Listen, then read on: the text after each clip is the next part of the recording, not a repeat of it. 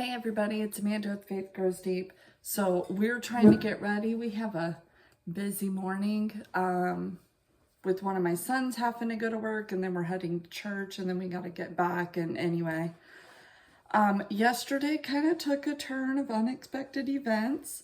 We normally would put like ribbon or paper or something like marking the door, and we go through the Exodus story, but we've done that part for several years.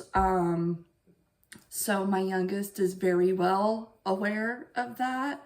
However, one of my other sons kind of got held up going out with his friends, so I had to drive to go get him yesterday instead of doing the activities we had planned. But we just are the kind of family, we just roll with it. So anyway, that ended up being a 3 to 4 hour drive we ended up doing, and then came back, and then we were kind of getting ready for dinner in bed at that point.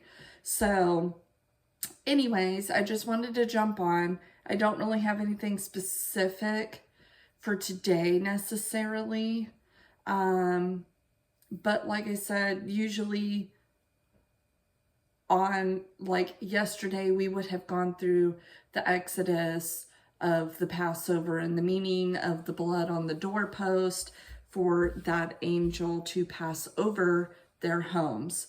And we usually discuss those aspects and how Christ has come, and it's his blood that covers us. It's his blood that keeps us safe from that death, I guess, in that spiritual aspect. I'm still a little out of it, trying to run brain-wise, so forgive me for being a little spotty. So normally that's kind of our aspect of what we cover, and sometimes we'll make unleavened bread and stuff. That's normally what we would have done yesterday. But today, I don't really know all what we're looking into. I'm probably going to end up writing another chapter of my book I'm working on for my testimony. However, I do just kind of want to share that reflection on today, that although the Israelites walked out with their families intact, there was a lot of crying and mourning going on around them because of all of the other families who had lost their firstborns. So, although as believers, that is something of rejoicing, or for the Israelites, they would have been grateful to God in that, I imagine there was also that panic, that anxiety, leaving, like, okay, this tragedy just happened, we got to get out of here now. And they're following Moses at this point, going to the Red Sea. So anyway, as much as it's important, I think, to take apart pieces to really appreciate and thank God of how much he really comes through and protects us and is there with us and guides us and walks with us through things. So I'm not sure that there was a whole lot of rejoicing going on today in that biblical aspect of the Exodus. There might have been some reflection on that their families were still intact, but I can imagine with everything else going on around them and still trying to escape the Pharaoh, and hearing those cries and that mourning, like, that's got to be a pretty devastating experience to go through and to witness, you know? So that stuff we would be talking about today, but I just kind of wanted to share a little bit with you while I had a few minutes, because I don't know what my afternoon is going to look like if I'm going to end up hitting up on here to share anything. So aside from that, I think it's just interesting kind of taking that in and understanding what was happening in Old Testament during this time frame. And of course, we're also today's Palm Sunday. So going into that with Christ coming in, there is that point of